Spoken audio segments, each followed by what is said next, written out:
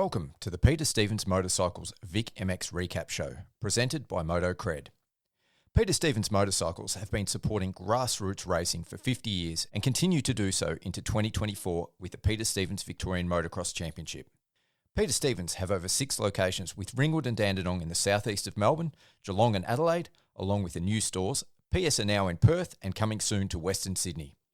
Stocking all major apparel and parts brands, manufacturers and more, Peter Stevens, everything for the ride. Presented by Moto Cred.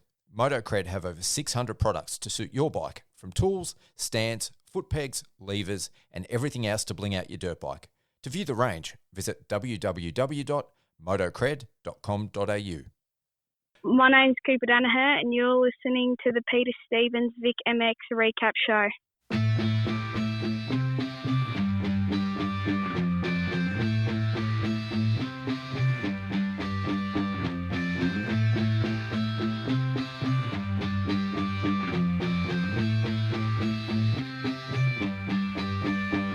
There were times I was lost, dark had fear, couldn't see through the rain. In the end it was clear, hit the fan. I was more than one man who was there to lend a hand. Together we'd stand, always had my back, my guardian soldier. Team pulled together, united we conquer. Blessed is he who in the name of charity carry me when I'm weak straight through the valley of darkness. Pitch blackness, the heartless, regardless, fear couldn't part us. Thick and thin, there by my side. At times we collide, but in the end we ride. Thick and thin, there by my side. At times we collide, but in the end we ride. We ride, ride, ride, ride. I am my brother's keeper. Keep on holding strong. United we stand, divided we fall.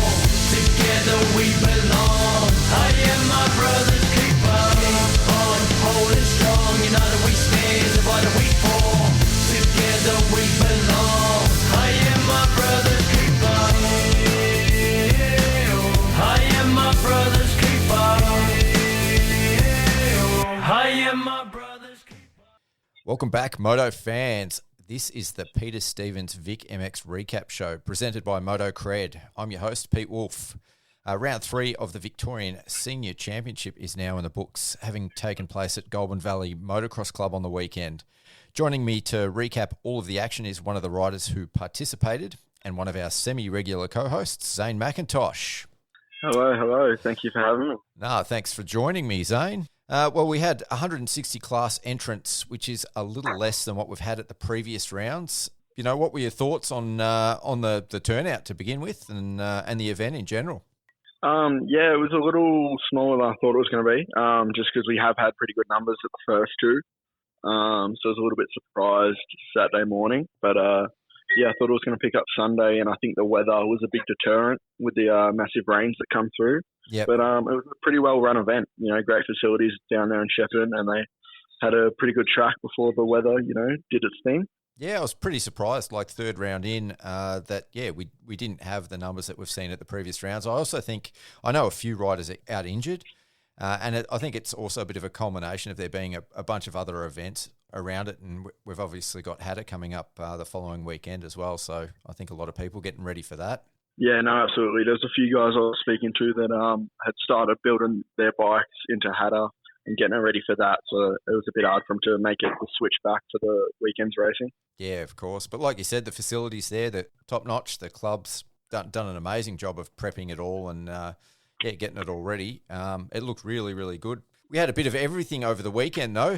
The track started out dry, and then during the second round of motos on Saturday, the rain kicked in, and even though the track stayed fairly firm, it looked like it got pretty slippery for you guys. And then, obviously, late in the Arvo, when you were done, the heavens opened up, and Sunday was an absolute mud bath. So, starting off with Saturday, what were your thoughts on the conditions, throughout the day, and how hard was it to deal with it changing so much with each moto? Yeah, no, it was. It started off unreal. You know, it was perfect in practice qualifying, a little bit on the wet side, just how you like it. And then race 1 was awesome. Track formed up really well. There was a lot of line choices. And then, that started raining for that round 2, and the track did get pretty slick. Like, it wasn't nothing crazy. You just kind of, in the hard pack spots, you just kind of were a bit aware. But it wasn't really, it kind of come pretty good actually. About halfway through our moto, the rain stopped and it got better every lap again. So I was pretty pumped. Thought we were going to have a good race 3. And then now the rain really picked up, and then it was actually pretty hard out there. Like, I was really struggling to push on the 450. Yep. Definitely not as comfy on that as the 250, and it showed. Like, I straight up had nothing for those boys out front. It was pretty impressive seeing how fast they're going on such a technical track. Yeah, and it looked, the surface was kind of pretty strange. It was sort of soft, maybe the top 200 mil, and then it looked like it had a really hard base. Was that sort of what you were experiencing out there on the bike? Yeah, no, that's actually really good. Yeah, it's a pretty good description. It was, you moved over half a mil and you went from like a deep, fresh rip to like a real hard, slippery. Like, it was pretty inconsistent surface under the wheels. Like, I think that was the hardest bit, where you could feel, the bike was gripping up and then it'd break loose and then it'd grip again, and it was pretty hard to get a consistent feeling under the front and rear. Yeah, was it hard to get sort of confidence to hit the gas as well, like, without the wheels spinning up? Because the bits that were exposed where you could see the hard base looked really, really shiny as well. Yeah, no, absolutely. On the 450, I kind of just had the thing in third and was kind of just lugging it around. Definitely wasn't pushing. I was just trying to ride a really smooth race and keep it on two wheels, and couldn't even do that. Put it on the ground a couple of times in that third one, which was a bit unfortunate. But yeah, the bike was kind of just, both times when I crashed, I didn't realise I was crashing until I was on my head. It was just just lost the wheels from under me so quickly. Yeah. No, that's definitely got to be challenging. Well, we might as well start off with your class then. On the Saturday, you raced the All Powers A. Did you sort of have a sense of what else was going on in the race, and how was the racing from your perspective? Yeah, no, it was pretty good. I didn't really see too much. I mean, I spoke to a few of the other riders, and you see what kind of happens, like, by the results and stuff. But it looked like great racing up front from what I heard and what I spoke to some of the boys. And the class was actually pretty competitive the whole way through. Yeah. I mean, I was a little bit off the pace and wish I was a little bit higher and battling with some of those guys, but struggled on the day, and that happens. But no, it was the track was actually really racy. It was a little bit one line, so it was kind of kept everyone pretty close. Like, there wasn't really big separators or anything that separated the boys from the men early. So yeah, everyone was kind of close and good racing from what I heard. Yeah, well, I think this class was probably one of the highlights of the weekend. There was some really good battles up front with Ty Kean, Wilson Greenadash, Jacob Sweet. Connor Adams, I mean, he showed another level once the track got wet and slippery. He's actually super, super good in the wet. Patrick Martin was good. Yeah, all the guys sort of, like you said, it was pretty close racing all through. But those front three in Ty Kean and Wilson Dash and Jacob Sweet, they were chopping and changing, and there was little tip overs, and then guys were coming from the back again. It was it was just really good racing, and like half the time I didn't see what happened. All of a sudden there'd just be someone else in front, and then you'd put your eyes away for a second, and then someone else is in front again, and someone's chasing. It was it was just really cool to watch. Yeah, no, exactly. Those boys up front were on another level. They've both, all three of them, come off really good races at Murray Bridge. I think they were all knocking on the door of the top 10, or were in it. So it's good to see some of the nation's best out at our state titles, giving it a good crack. Oh, totally. And like you said, those three definitely had a pace that was probably above everyone else. It was pretty obvious they were pushing really hard for the conditions too.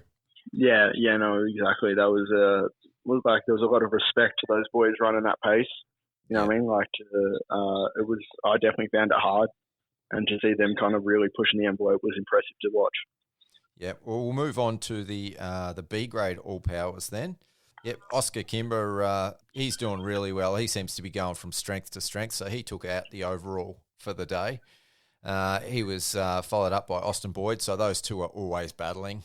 This time it was, Oscar went 2-1-1 versus Austin Boyd's 1-2-2.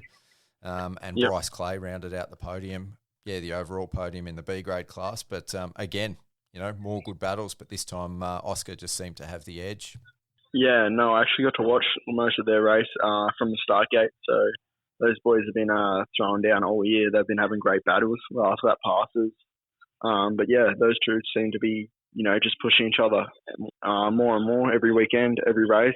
Yep. So it's good to see those two kind of really push each other and push each other to the limits. Yeah, I mean, But they look like they're sort of knocking on the door of A grade. What's the process for these guys to step up to A grade?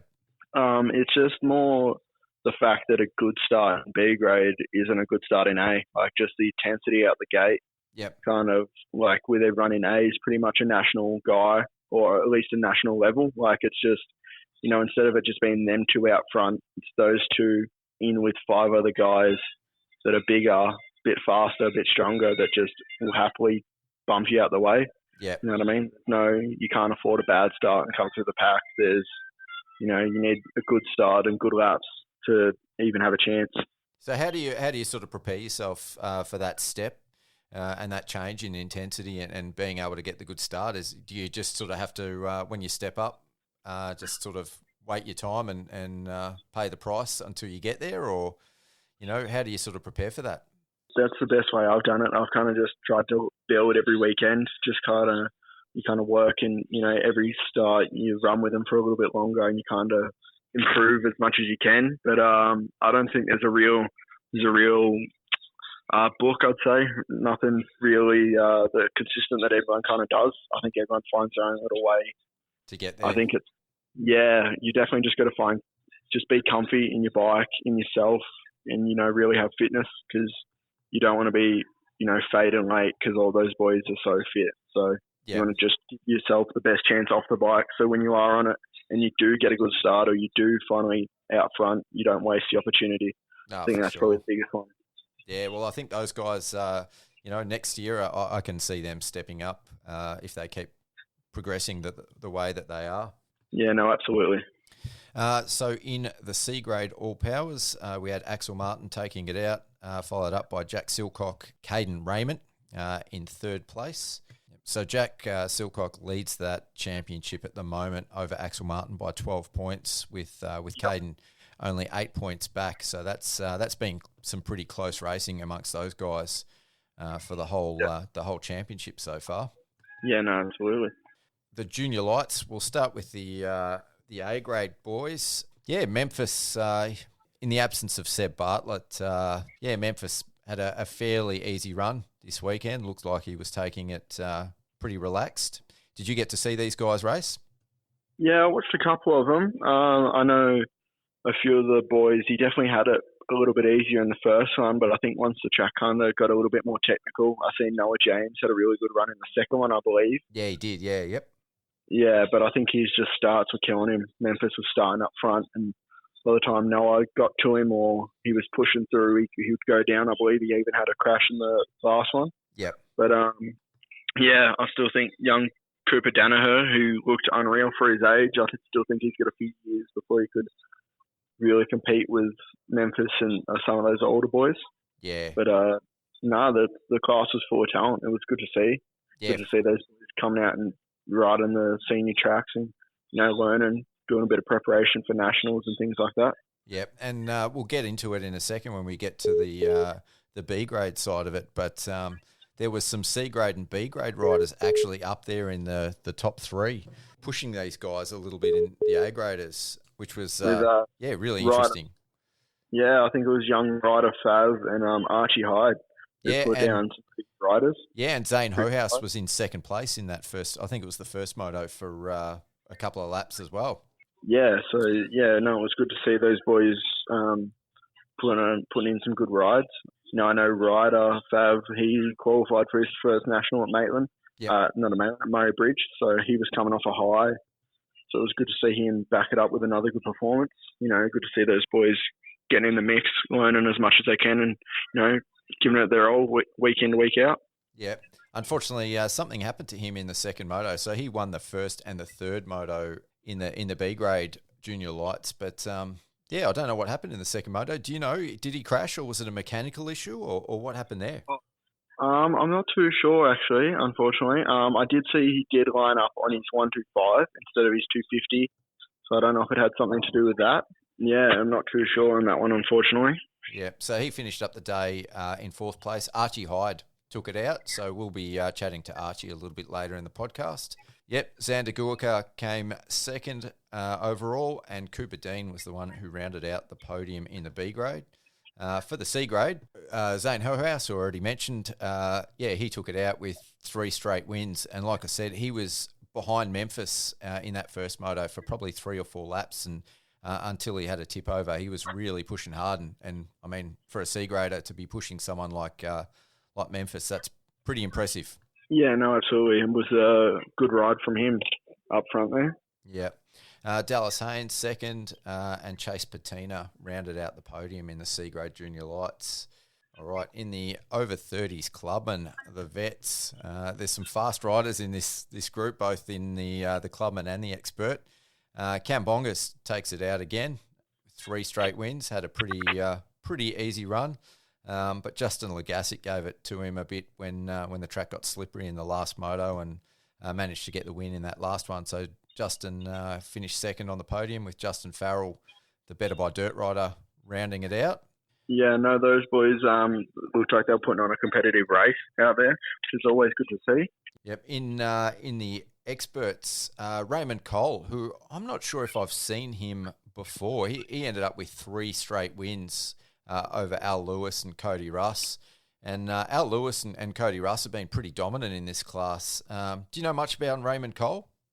No, it's the first I've heard of him as well. I know Lewis has been riding unreal. I've raced him a couple of times in the 450 class. Yep. So it's someone that you've never really heard of to come in and put in a performance like that's pretty eye-opening. Yeah. I mean, Lewis and Cody Russ are definitely no slouch. And Raymond Cole went 3 straight wins, so perfect day for him. We'll have to find out a little bit more about him. Yeah, no, absolutely. In the over 40s, my man Corey Vanderlei took it out with 2 wins and a 3rd place in the final moto. So he actually bent his brake lever, I think it was, in that last moto. So bent it down, so to limp it home. Michael Anthony come second overall, with Peter Sullivan rounding out the podium in the over 40s. So again, it doesn't age is no factor here. These guys are all pretty fast, and even in those challenging conditions on a technical track, they know how to put down some laps. Yeah, no, exactly. Those boys were Corey Vanderlei can drop some absolute heaters when he wants to. So it was those boys are absolutely no slouches.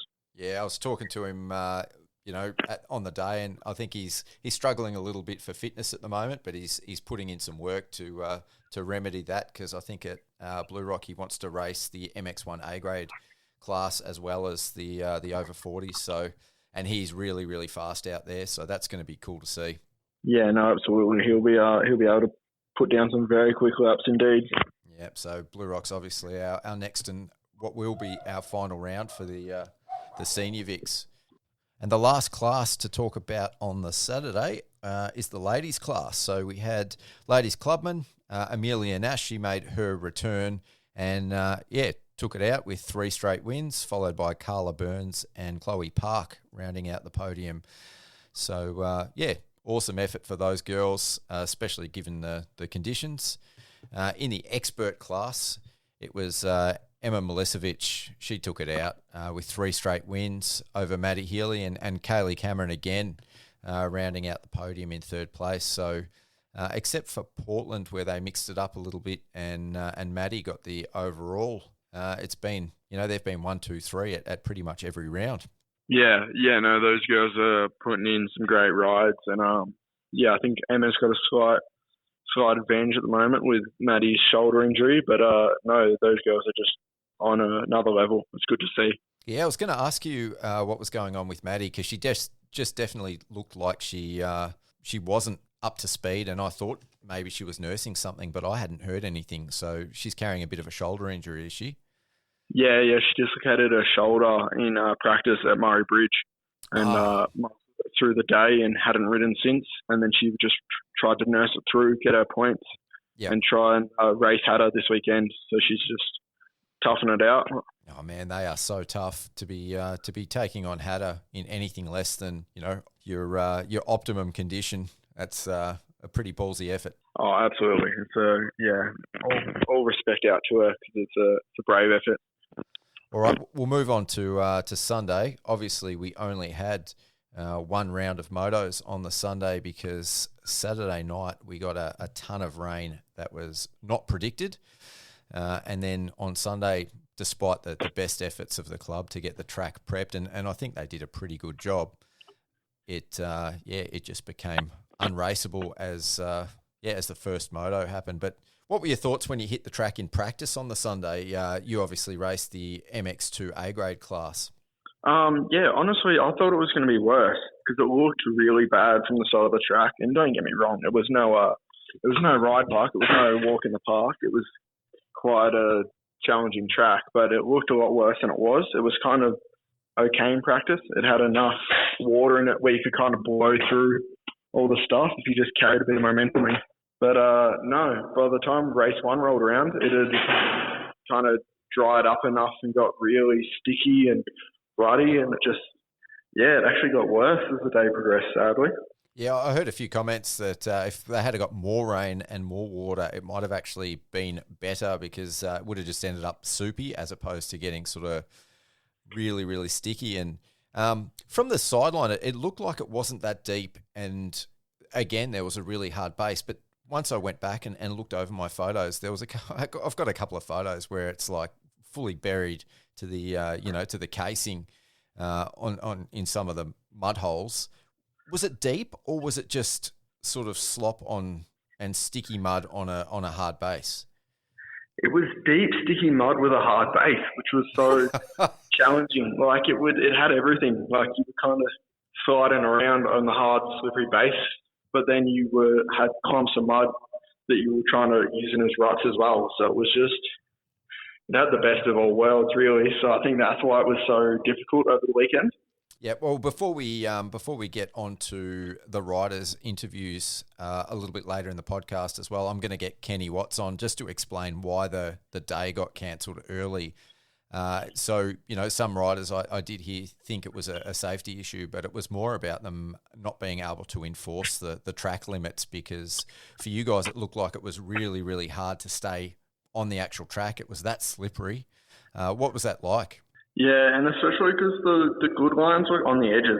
So you're hunting the edge of the track, and in the slippery conditions, I definitely was off course a couple times. And, I won't name names, but there was definitely some riders out there with some questionable line choices and some things where, when you're in the heat of the race, you definitely want to stay in front of your competitors. But if you've got to, use a bit of a questionable line, I think that was the big part that Kenny was talking about. Yeah. Yeah, for you, A-grade guys, you seem to be getting around okay. But I know, I was obviously out on track taking photos for the C-grade and even some of the B-grade guys. And I couldn't recognise anyone because you were all sort of mud ninjas out there. There was definitely a few riders that were probably spending 3/4 of the lap off the track. And I think that's sort of what led to that decision ultimately. I think it got to a point where there was some riders that weren't even really trying to stay on the track. It was that sort of challenging. So it's got to be tough, mate. I wouldn't have wanted to be out there, that's for sure. Yeah, no, it was definitely a challenging condition. I think the only one that beats it is Albury Mudder.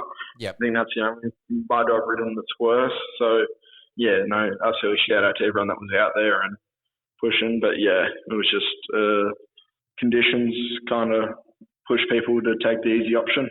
Oh, I don't think it was even easy off the track. It was just the easier option. Look, I know you're at work at the moment and you've got to go, so we'll just pump through these results before we move on to, we'll give Kenny a call. So in the MX1 C-grade class, Axel Martin took it out ahead of Jack Sheether and Alex East in third. In the MX1 B-grade class, Ryan Kenny, great ride for him. He took it out again over Levi Collins and Bryce Clay. Absolutely. Sorry, Pete, I got to go. Yeah, no stress. All right, all good. Cheers, man. Thanks heaps. No worries. See ya. All right, I've had to let Zano go. He's at work at the moment and he's had to get back to earning an income so he can pay for his bikes and fund his racing career. All right, I'll keep going through the results then. Thanks, Zano, for joining me and for hanging in there for as long as you possibly could. So in the MX1 A-grade class, Bryce Ognenis, he took it out again. He's been dominant. Again, all these guys just did one moto. Jacob Sweet, rounded out the second place with Riley Futchko in third. So that's a good ride from Riley in the mud. In MX2 C grade, Judd Chislett took it out. Jet Bennett in second.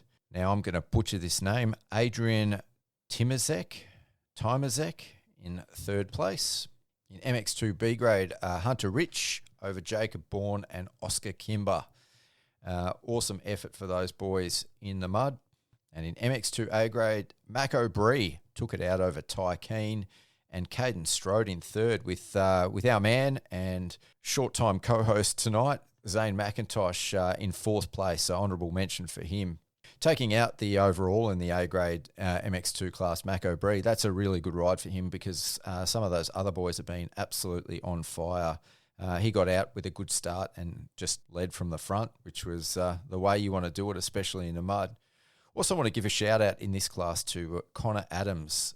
He dropped it early, I think it was in the first or second corner, and he went around that track like a man possessed compared to the other riders that looked like they were really struggling in the mud. Like he had a pace and he was riding like the track was definitely not as gnarly as it was. So unfortunately he had a mechanical issue, I think, and had to limp it home at the very end of that moto. So he only ended up with a 7th place, but he was easily one of the fastest riders on track and you know, with a good start and no issues. I would have loved to have seen him and seen what he could do. He had great pace out there. So as I already mentioned, the day got cut short on the Sunday. So what I'm going to do is I'm going to call in the clerk of the course for this round, Kenny Watts, and just ask him what process and what sort of the rationale was behind calling the event early. It's definitely not an easy decision. Like I said, the track crew and the club did an amazing job of prepping the track as best they could, and it was just an unfortunate, unpredicted amount of rain that we had that caused the track to get to an unrideable state by the end of the first round of motos on the Sunday. Welcome to the podcast, Kenny. Yeah, thanks for having me, Pete. No, it's always good to have you on. Obviously, you've been my co-host on the junior show, so now we're talking about the senior VIC MX Championship. Before we get into your reasons for calling the event on Sunday, what was your thoughts on the event and the track in general? Mate, it come with a high praising from the northern region they'd had previously, got only probably around a month ago. So I talked to the club and they were fairly comfortable with where they sat in the lead up to things. I didn't get there early enough on Friday, but Kirsty Pachow had turned up early on Friday, and in working with the club, they put a few earth walls in around corners and things like that. Just, these track markers aren't a real perfect way of keeping people on track. So the earth walls just help us. So they were put in place.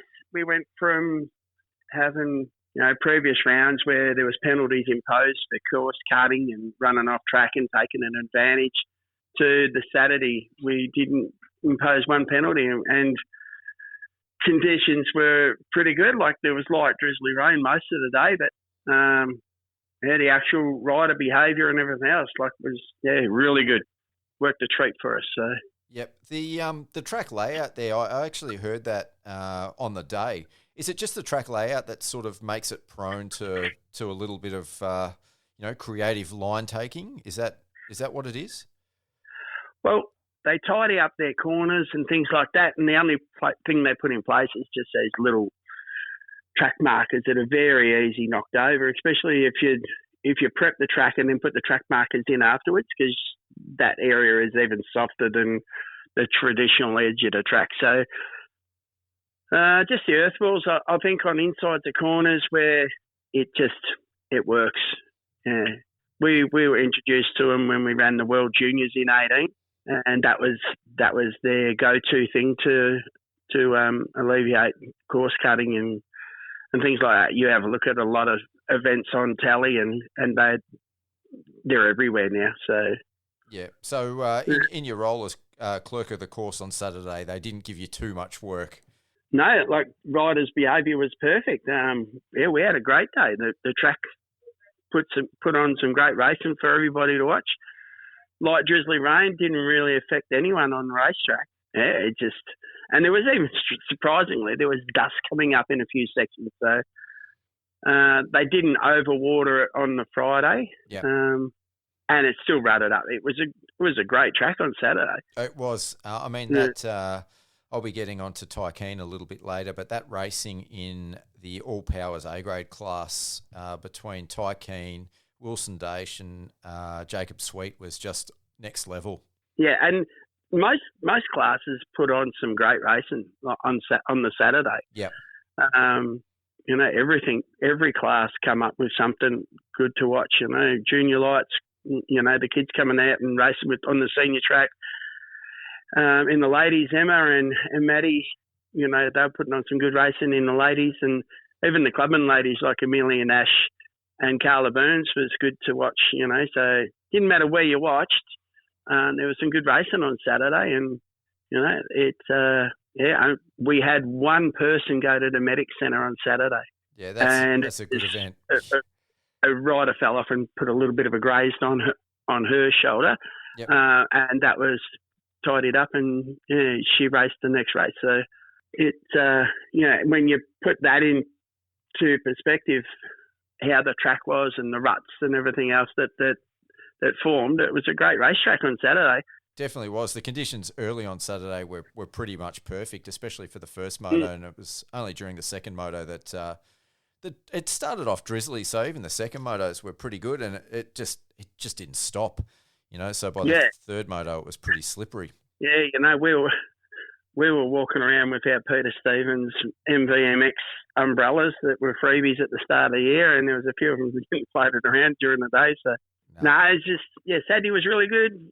We talked to the club, and they were just going to level off all the ruts and then rip it open. And during that time of their ripping, it just must have bucketed down. Like the weather station 19 kilometres away said that they'd only had 10 mil of rain for the day, but you're only got to be 1 kilometre away from that, and you can get multiple times that, can't you? Oh, for sure. And I mean, by the look of the car park and the standing water sort of that was around the outside of the track, and even the start straight, they obviously had a lot more than that.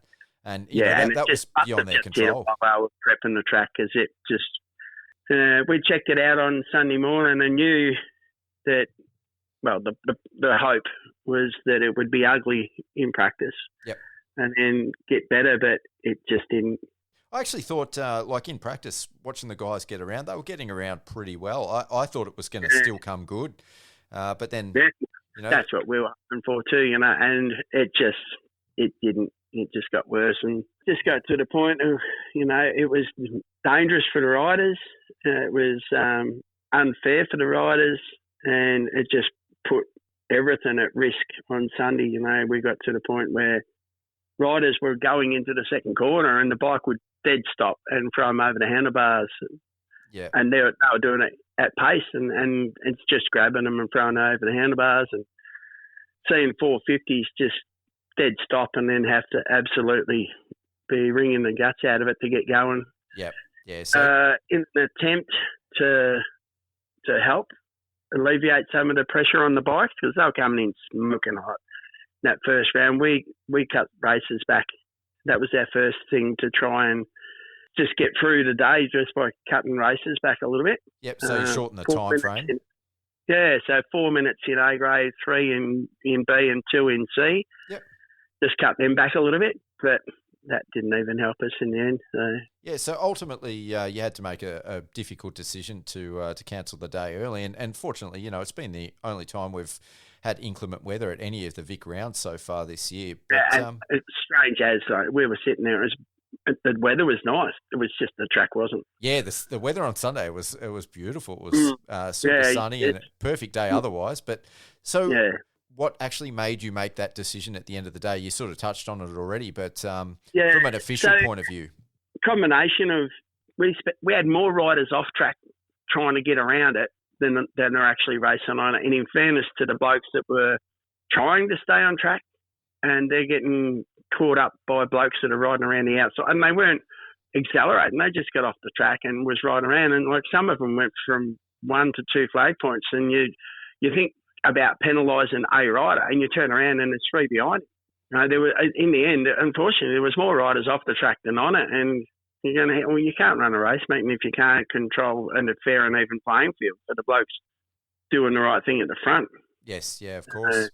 It just got to the point that it went to an ugly, claggy type, and it was just starting to grab the bikes and becoming. We went out and with the club looked at the possibility of bypassing a couple sections or getting the machine on to actually drag some of the snot off the top. Yep. And Kenny, we could be here for 3 hours. We've only got a skid steer that will get on here at the moment. Yeah.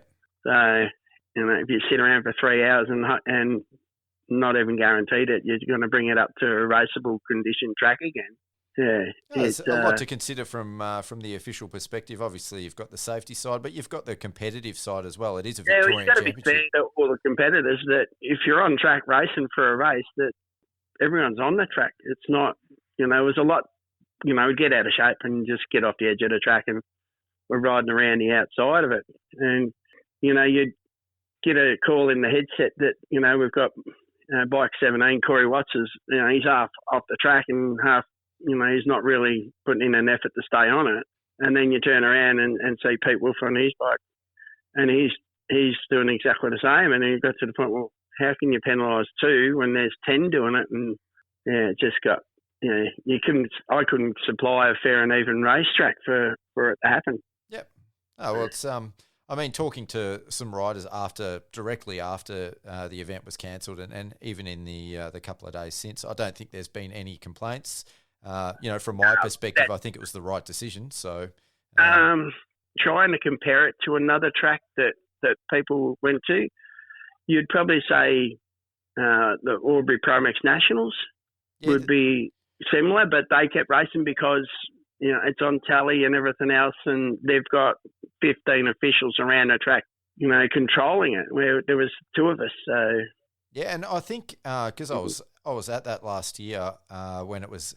That track was deeper and ruddier, and I think there wasn't the issues with riders going off track. I think that was the biggest challenge with Goulburn Valley on the weekend on Sunday. It was so slippery. Yeah, every bike started clean, and by the time they got to, there was only one bike that wasn't dirty at the end of the start line, and that was the bloke that got the whole shot. Yeah. Everyone else was, it just, unfortunately, the weather hit us on the Saturday night a little bit too much. They got a little bit with what they tried to attempt to rejuvenate the track again for Sunday. If they'd only got a little bit of rain, it would have been perfect. But it must have bucketed down. Unfortunately, we were in town having tea. So yeah, well, it was bucketing down where we were. So you can only imagine. Yeah, so it's unfortunate for the club. They really put in a lot of effort into bringing us a good track, and the flaggies and everyone else. It was good. Yep. They enjoyed being out there and helping us, and unfortunately, it was just got to the point it was uncontrollable for multiple things. Yeah. Well, I just wanted to get you on. I thought it would be great to hear it directly from the horse's mouth and get an explanation as to the reasoning behind the decision. So thanks for heaps. Yeah, like if we can't, the main thing is when we take on a role as a clerk of course and that is to try and supply a fair and even event for all races to have a fair and even race for them, So hence you'll see riders get penalised for course cutting and things like that. It's because they're not being fair to their fellow competitor by staying on track. So then in comes penalties for things like that in normal conditions, Yeah, of course. This just got to the point there was more off the track at times than on it. So, and it just makes it, in fairness to the blokes that are, wrecking their bikes and everything else out the front trying to do the right thing and stay on, and you just see them just grab a 450 and throw the rider over the handlebars. Yeah, and he's coming to a corner at pace and the bike's standing up and he goes back to get on his bike. Well, I've got massive respect for everyone that attempted to get out there. I wouldn't have made it to the end of the start straight, I think. But they did well. I think the biggest concern from most competitors was there going to be enough water in the wash base? Yep. Well, the good thing about washing your bikes there, you lift the soil for the club to put it back on the track again later on.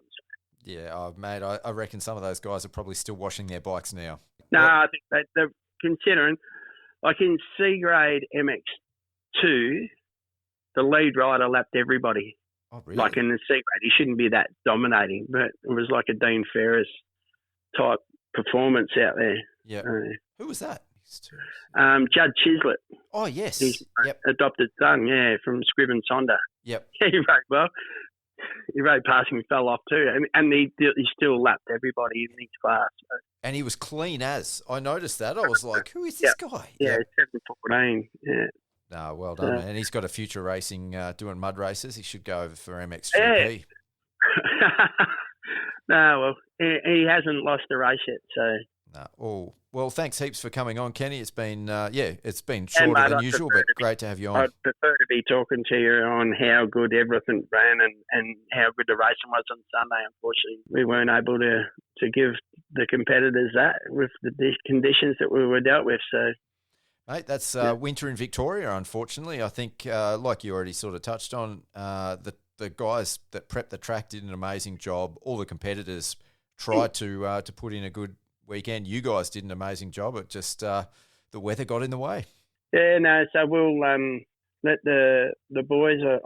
When I spoke to them, I advised most to put a new clutch in for Hatter this weekend, and then we'll see them at Blue Rock for the round 4. Look forward to it. All right, Kenny. Well, I'll let you go, but thanks for coming on the show and giving us an explanation. Yeah, not a problem. Thanks, mate. Cheers. Thanks, Kenny. It's now time to bring on our first rider for this episode, so let's get Archie Hyde on the line. Welcome to the Peter Stevens Vic MX Recap Show, Archie. Thanks for having me, Pete. No, absolutely my pleasure. So you had another successful weekend at Goulburn Valley, winning the overall in the B-grade junior lights class. Yeah, so on Saturday, it looked like the track started out pretty perfect. Then around Moto 2, the rain kicked in and really didn't stop for the rest of the day. Tell me about the weekend and your races. Well, practice, I had a pretty good go. Like, I had third fastest lap time out of everyone in my class. And then that gave me some confidence going into the first race. And then my first race, like, my start wasn't the best, but I just pushed through and got second. Yep. And in my second race, I had an ordinary start again and then just hung on to the back of some A-graders and just stayed there the whole race. It started raining a little bit, but it wasn't too bad. And then by the third race, it started not pouring, but like raining hard. So the track was really technical in spots, just real slippery. So you had to make a few passes throughout the races. What was it like trying to pass on the track as it sort of got wetter and more slippery? It was harder because there was just less lines to pass because they were all slippery, but you can make things work. Yeah. And is it fairly competitive in your class? Like, do you have guys that you're constantly battling with? Well, there's only really one rider, Favallaro. Like me and him, so at the Junior Vics, he's winning both classes. Yep. And I'm just behind him not just behind, I'm like in second to him in the championship. So, like, at the Senior Vics, like, that's the really, really only kid I can battle with. But again, it's good, like, preparation for the Junior Vics as well. Yeah. Racing's like who I battle with. Yep, so I believe you're currently leading the B-grade junior lights class at the Senior Vics by about 30 points. What's your thoughts been on the Senior Vics Championship so far? Well, it's been good, just different people to race and different tracks, but it's just something different because it's my last year junior, so we wanted to do as much racing as we can. Yeah, yep. And as you sort of mentioned, you've also been racing the junior Vic MX Championship, where I think after 3 rounds, like you said, you're coming second in the 250 B-grade class. From your perspective, has there been much difference between the junior and senior events in terms of the tracks and the level of competition? Well, the level of competition is definitely better in the junior Vics, just because like, more people do it, because it's like the main race for the juniors. As the senior Vics, juniors don't really worry about it because it's not like a junior title sort of. Yeah, okay, yep. But the tracks, so far this year, I like the junior Vic tracks better than the senior Vics. Yeah, they've been super technical, haven't they? Yeah. Ballarat was really good, the track there Yep. for the senior Vic. I really enjoyed that. Heath Kimber would put in a lot of effort for that track to be like that. So Yeah, that came up awesome. That's probably been my favourite track to watch as well. The racing there was unreal. yeah, it was a good track because it's just open and a lot of opportunities to pass. Yeah, and I love the elevation there as well. Like at the junior Vics, the tracks have been super technical, but I've also found they've mostly been pretty flat. So there hasn't been a lot of elevation there. Yeah, it's good, like, because where we live, our track's in hill, like, not like as big as Ballarat, but still hills, and it's like good practice for that track. But Yep. So have you got a track at home that you practice on? Have you? yeah, Oh, that's when unreal. when we first moved to this property, we had it before the house. Yep. So we train on that twice a week. One night on Monday we do coaching with Bailey Malkovich, Oh, yep. and then on a Wednesday night we have Cooper Danaher and Oscar Kimber over to ride. Oh, wow. Yeah. So you get a lot of good training in with other fast riders as well. Yeah, it's good because it pushes both of us. You've mentioned several times during your podium interviews that you're kind of making a bit of a comeback and just starting to find your speed again. What happened and what can you tell me about that? A couple of years ago, I was A grade 125, first year 125, and it was at Warrnambool first race, and I got into a crash with a couple other riders and snapped my tib and fib in my leg, and I was off the bike for 10 months after that. At the and then I recovered from that slowly. It took me a while to get confidence back, but that's just like with any injury. And then last year, at the last round of the Junior Vics at, I think it was Terrelgan, I broke my wrist in the start on the 125. Yep. And then that wasn't that long to recover. And then this end of last year, I broke my collarbone on a mountain bike. Oh, wow. Yeah. Yeah, so you've had a pretty rough run. In terms of those injuries, what's harder to come back from, the physical side or the mental aspect? Probably both. Yeah. Like, it's just hard to get my head in the right place, like in my starts, because that's the main part where I crashed and actually hurt myself. Oh, okay, yeah. So, like, at the Junior Vics, my starts are getting better. Yep. But it's still hard, like, even at the Westerns, because even it's not a bigger race, it's a smaller series, but just because it's A, B, and C together can be a bit scary sometimes. Yeah, okay. So you've got a fair few riders on the gate at once. Yeah, and just like the C graders, they don't really know what they're doing in a way. Yeah, okay, yep. So it just kind of gets a bit scary still. But when it's like just B grade, like you kind of know who the riders are and like what they do. Yep, yep. So when you're on the start gate, sort of, what's your mindset? What do you sort of tell yourself to get yourself, ready to go? Just take a couple of deep breaths when the 5 second board comes up, and then just like it gets the nerves out a bit. Yep. That's all. I don't really do anything. It's just like a couple of deep breaths to get me ready for start, and it's only really a few seconds, and then it's all over. Yeah, so you don't sort of feel the nerves too much in the lead up. It's just sort of at that last minute that they kick in. Like just before the gate drops.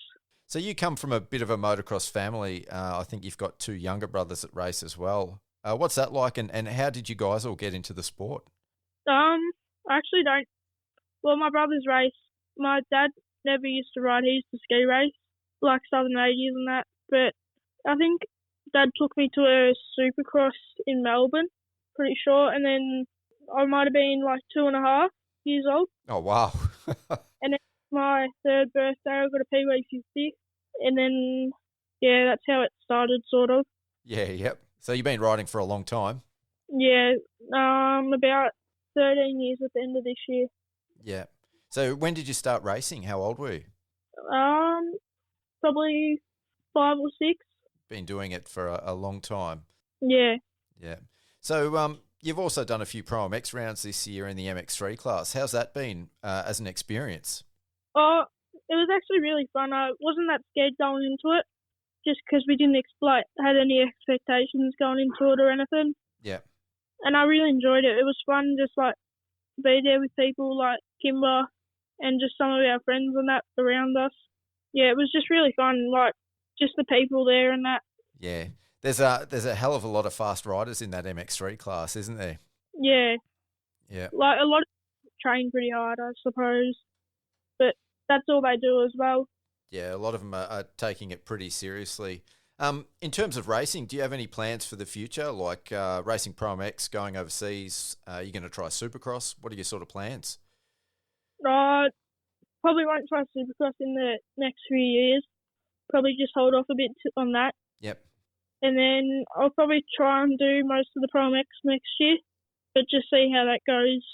Hopefully we don't have any more injuries before then. Yeah, hopefully, yep. And then if we don't, then we'll probably do that. Oh, cool. So how many years will you have left in the MX3 class if you start racing next year? I think if I start next year, I think I might have 2 or 3. Are you doing any more of the rounds this year? It depends if my little brother does the 65 Cup. Oh. So it really depends on that, which will be at MX Farm and QMP. Yeah. Are you guys pretty competitive, like when you train at home? Yeah. Me and my younger brother just under me are, like, most of the time. Yeah, that's Charlie, yeah? Yeah. It's even more fun just because we race each other as well. Yep. Like, one night he might be faster than me in sections. Yeah, okay, yep. How much younger is he than you? Because you guys race one of the same classes at the Junior VICs, didn't you? Yeah, 125. Yeah. So how much younger than you is he? 2 years younger. Okay, yep. Because he raced that. Was he on a Super Mini or an 85? Super Mini he was on. Oh, very cool. Well, before we wind up the interview, is there anyone that you'd like to thank or mention? I'd just like to thank my mum and dad for taking me and putting all the effort in. Cooper Danaher, Oscar Kimber, Matty Fish, Bolton's Motorcycles, Choice Suspension, and KMX. Oh, awesome. Well, thanks heaps for coming on the podcast, Archie. It's been great to have you on. Thank you. The next rider we'll be chatting to in this episode is going to be Kean and Kenny. After missing the first round of the VICs at Portland, Ty's been a regular front runner in both the All Powers A-grade class and the MX2 A-grade class. Thanks for coming on the recap show, Ty. Oh, thanks for having me. No, it's good to have you on. So how many hours have you spent cleaning your bikes this week? Oh, too many. They're still dirty. I was pulling down the 250 just before. Yep. And, yeah, it's still got dirt coming out everywhere. Yeah, it's pretty gnarly on Sunday, wasn't it? Yeah, oh, definitely. Yeah. Yeah. Oh, a bit of fun, though. Oh, good well, I'm glad you enjoyed it. Yeah. It's fun riding in it, not fun doing everything else. Yeah, I bet. So you raced 2 classes on the weekend. Before we get into your races, what were your thoughts on the track and the event at Goulburn Valley in general? Yeah, the whole, whatever crew does all the tracking out there did a ripper job on Saturday. That first moto and practice was so fun. Yep. Unfortunately, obviously, the rain put a bit of a dampener on it, but it was still pretty good, and they did as much as they could to get it all up and running. Yeah, I don't think the rain was forecast, and once it set in, it kind of stayed. I think it was it raining by your second moto? Yeah, I think second moto was, it was raining a little bit. It wasn't too bad, and then third moto was pretty slippery on the first day. Yeah, the track held up. It just looked like it got super slippery. Is that pretty accurate? Yeah. There was spots where you could sort of push a little bit, and then there's spots where it's just glass. Yeah. So the racing in the A-grade All Powers on Saturday was, in my opinion anyways, pretty much all time between yourself, Wilson Daish, and Jacob Sweet, and without a doubt, probably some of the best racing we've seen in the VIC Championships all year. So tell me about the 3 motos on Saturday. And yeah, you obviously took the overall. It was pretty solid day. I think I got second in the first one and then won the last 2. Yep. Obviously, I had a bit of a doozy on the last lap on the first one and handed it to Wilson on accident. But we're all racing pretty close all weekend and the boys are riding good. So yeah, good fun. Jacob Sweet just looked like he couldn't keep it on 2 wheels. But what was going on between you and Wilson? Like you swapped, I think, was it the last moto when you swapped the lead probably 4 or 5 times? The last moto was a bit muddy, get a bit gnarly, and I've just had a couple of crashes really. And unfortunately, I had to pass him I think twice or something like that. I had no goggles on either, so it wasn't the most fun. Yeah, it was good to watch anyway. Yeah, no, it was. It was good racing. The boys were on. No, for sure. So despite missing round one, you currently sit third in the points, and I think you're only 7 points behind Patrick Martin in second. Jacob Sweet currently leads the championship in the All Powers with 1 round to go. Do you reckon you can bridge that gap? Yeah, hopefully. That's the plan. To see how it goes. Yeah, just try to tick off some more good motos. Yeah, hopefully we get 3 full motos in at the next round. Yeah, fingers crossed. Yeah, I was kind of hoping we'd get more motos in. Yeah. On the Sunday, but just to try and bridge some more points. But yeah, is what it is. Yeah. So speaking of the Sunday, you raced the MX2 A grade class, and as we sort of discussed earlier in the podcast, the track was a real mess on the Sunday. What was it like trying to get around out there? Earlier on it wasn't too bad really. It definitely got harder as the day progressed. Yeah. Yeah, just started getting that bit tackier and making your bike real heavy and that. It was fun to do something different really. Haven't had a mud race this year. Yeah, I heard a few of the guys say that if it was wetter, it probably would have been better because it would have sort of just ended up sort of soupy. But like you said, it got really sticky. And then there was a hard base as well, which just got slippery. So, yeah, pretty gnarly out there. Yeah, it definitely was. If it did rain all day, it probably would have been a little less sticky and probably ran a bit easier. But, yeah, just kept drying up and getting real sticky, weighing the bikes down. Sort of to be successful in those sort of conditions, you know, I think the riders have to love it. Do you like riding in the mud when it's like that? Yeah. Riding in it's heaps of fun. Yeah, as long as you're not cleaning the bike, it's the best time ever. Yeah. Watching the guys, like when they go down, there was a real polarity. Like there was guys getting up, you know, picking their bikes up and sort of laughing, going, "Not again!" And then there was other ones that just looked like they were hating life out there. Yeah, it definitely can play a bit of effect on your mind if you're on the ground all the time. Oh, I can imagine. So what were your thoughts on them stopping the event after the first round of motos? Did you sort of agree with that, or do you think it should have kept going? Yeah, they probably made the right decision. I obviously wanted to do more riding just because I wanted to bridge some points and all that stuff. But, it was going to get pretty hard to run a full day racing there. Yeah, I think so too.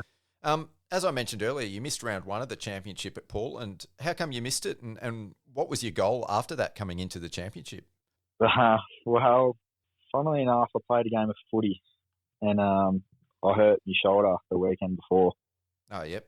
So yeah, just had to. I couldn't really change my tyre. I had no tyres on the bike. Yep. I couldn't put them on, so I just didn't. Yeah, I didn't end up making the trip down. Yep. So safe to say you do most of your own bike work? Yeah, pretty much, most of it. So out of the 250 and the 450, which you obviously race both of them at the VIC Championships, which one do you prefer? I'm really liking the 450 at the moment. The boys from Race Ready had put in a new setup. I got some 6500 cartridges in it, and it's just real. Yeah, they've made it real nice and plush, and it's really good, especially on them choppy tracks. Yep. Yeah, I've got them in my bike. I feel the same way. They're a total game changer. Yeah, they're really nice, aren't they? They really get a... So have you had cone valves in the past? Yeah, I've got cone valves in my 250, which are also set up really nice, but they're that bit stiffer. Yeah, that's what I heard. That certainly when it gets sort of chopped out, you can get more plushness out of the 6500s. Yeah, definitely. The track shocks are really nice though. They grip the ground really well. Yeah. Yeah, we've gone a bit softer in setups on the cone valves, and Toby's really dialed it in. Oh, that's awesome. Nice. So from the outside looking in, it seems like you're getting faster and more consistent every time we see you out on the track. Would you agree? And what have you got going on behind the scenes that would account for that? I'm just trying to just learn as much as I can this year, and just every time I'm out on the track, just take in some knowledge and what's going on, and be better for next time I'm out there. Yeah. Do you feel like you're getting faster? I feel like I've always sort of had the speed, but I'm just trying to put it together a bit more. Yeah, it's just kind of be able to do that speed more all the time. Yeah, more consistently. Yeah, yeah. Yep. So what's your program sort of look like midweek and off the bike? I try to squeeze in like a push bike ride most days after work, and then just ride on the weekends. Yeah, just it's really about it. Yep. Just whatever I can squeeze in. Yep. And like most privateers, you've got a day job as well. Yeah. So I'm an apprentice electrician. Yeah, so just slinging wires around and doing all that fun stuff. Yep. Find a way to pay for all the hobbies. Yeah, living paycheck to paycheck, the privateer life. Yeah. So you're also racing the Pro MX this year. How's that been going? Yeah, pretty good. Yeah, just excited to head up to Queensland for the last few rounds and maybe try crack in close to the top 10. I was getting sort of close, but just not quite in a couple of the races. So hopefully I can make that happen. It'd be good to do. So what's been your best finish so far? I don't actually know. I got 12th in Moto 2 at Murray Bridge. That's probably it, I think. That's pretty good. It's a pretty competitive class, that MX2 class. Yeah, all the boys can throw a leg over a dirt bike. They're all pretty good. Yeah. That's cool. Also, I think you've been dabbling in some off-road races lately. What can you tell me about that? Yeah, it's pretty fun doing the off-roads. I've got a couple of mates that are right into it. So I've been going around and doing a couple of them. I did an Aussie off-road at Eden Hope, which is pretty fun. It's very dusty actually, but just a different form of riding, I guess, and it's good to do. I got Hatter this weekend, which I think a few of the boys are doing. Yeah, that'll be unreal. Yeah, so that's always a fun event. I haven't actually raced it yet, but it's fun to go watch. Yeah, so you never raced that as a junior? Oh yeah, I raced that as a junior on like 85s, but I've never raced the senior. Yeah. Senior. So I'm excited to do that. Yeah, so you're obviously pretty comfortable and like the sand? Yeah, I'm a big fan of the sand, especially when there's a bit of moisture in it. It's a good time. Well, I think they're forecast a little bit of rain, so you might get what you wish for. Yeah, should be good. Should be good. As far as the off-road stuff goes, does that help your motocross at all? Yeah, I'd say I've gotten pretty good at being a bit more technical than that, I guess. I've learned how to hop logs a bit better and all that stuff, and just bike control can translate over. Yep. So what's your goals in terms of your racing future? Yeah, I'm just gonna keep trying, keep progressing, and see if I can land on a ride one day, I suppose. Yeah.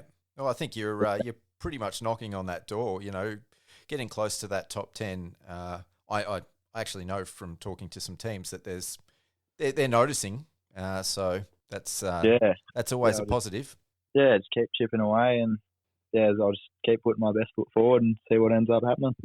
All right, before we go, is there anyone that you'd like to mention or thank as far as your program goes? Obviously I'd like to thank my parents and that. They've put in a lot throughout my whole life. Yeah, the boys at Race Ready, they've been great to me. Underclass, Creechy from there, great gear, really good stuff. And the fellas at Elliott's help out a bit too. So just thanks to everyone. Well, thanks for coming on the podcast, Ty. It's been great to have you on. Cheers for having me. Enjoy. And that brings us towards the end of another episode of the Peter Stevens Vic MX Recap Show. With only one round of juniors and one round of seniors to go, for the juniors, we'll be heading to Colac next, and then we'll be finishing up this year's state titles for the seniors at Blue Rock. The points are coming down to the wire in a lot of the different classes, so I can't wait to see how the rest of the races play out. Once again, I'd like to give a massive thanks to Zane Mackintosh for calling in during his break at work to co-host this episode with me. I always love having Zane on the podcast, as well as Kenny Watts for providing some insight into some of the challenging decisions that the officials need to sometimes make behind the scenes. Thanks also to Archie Hyde and Ty Kean for joining us and providing us a bit of a breakdown of their respective weekends. Both boys are extremely well spoken, so I hope the listeners enjoy those interviews as much as I did. And finally, thanks to Peter Stevens and Motocred for backing the series and this podcast. It's so good to have such a figurehead of the industry get behind racing at a grassroots level. If you haven't already done so, please go back and check out some of the previous Vic MX recap episodes. These are available on both the Inside Dirt Network and the Mental for Moto channel on all good podcast platforms. And the most important thank you of all, thanks to you people for listening. The download numbers and feedback that we've been getting from these shows has been amazing. And I absolutely love it when listeners of the show approach me at the races and give me their thoughts. For this episode, I've been your host, Pete Wolf. Until next time, see ya.